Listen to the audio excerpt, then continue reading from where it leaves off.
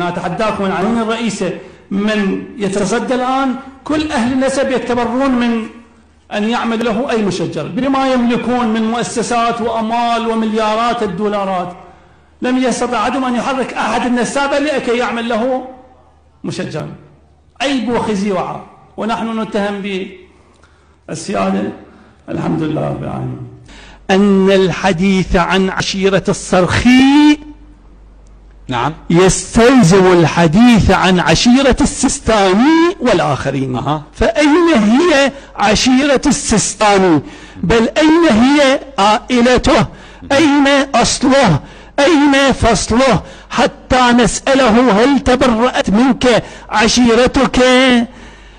أليس من الحكمة والدراية أن تستحضروا هذه الأسئلة وتبحثوا عن أجوبتها كما فعلتم مع